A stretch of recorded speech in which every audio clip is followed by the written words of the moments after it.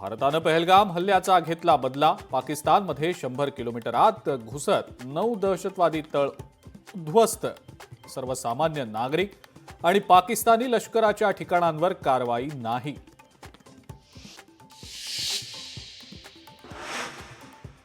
पंचवीस मिनिटात पाकिस्तान आणि पीओके मधले दहशतवाद्यांचे 9 तळ उद्ध्वस्त। कर्नल सोफिया कुरेशी आणि विंग कमांडर व्योमिका सिंग यांनी पुराव्यांसह पाकिस्तानचा बुरखा फाडला। भारतासाठी अभिमानाचा दिवस। ऑपरेशन सिंदूरवर पंतप्रधान मोदींची पहिली प्रतिक्रिया। केंद्रीय मंत्रिमंडळ बैठकीमध्ये टाळ्या वाजवत मंत्र्यांकडून मोदींचं अभिनंदन। राष्ट्रपती द्रौपदी मुर्मू यांच्याकडून भारतीय सैन्याच्या कारवाईचं कौतुक। पंतप्रधान मोदींकडून राष्ट्रपतींना ऑपरेशन सिंदूरची माहिती।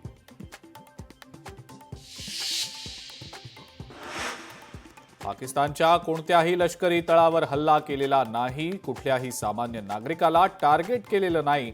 पहलगाम हल्ल्यातल्या मृतांना न्याय देण्यासाठी ऑपरेशन सिंदूर राबवल्याची भारतीय सैन्याकडून माहिती जारी।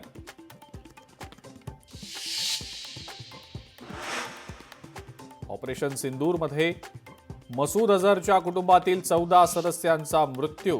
मीही मेलो असतो तर बरं झालं असतं। संपूर्ण कुटुंब ठार झाल्यानंतर मसूद अझहरची प्रतिक्रिया समोर। दहशतवादी हल्ल्याचं उत्तर युद्ध नसतं, सरकारच्या चुका दाखवल्याच पाहिजेत।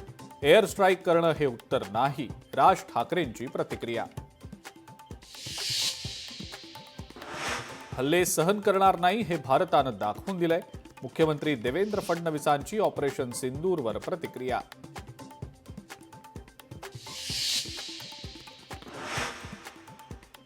आणि ऑपरेशन सिंदूर पंतप्रधान मोदींच्या नेतृत्वात यशस्वी। संरक्षण मंत्री राजनाथ सिंहांचं वक्तव्य तर भारतीय लष्कर आणि पंतप्रधान मोदींचे मानले आभार।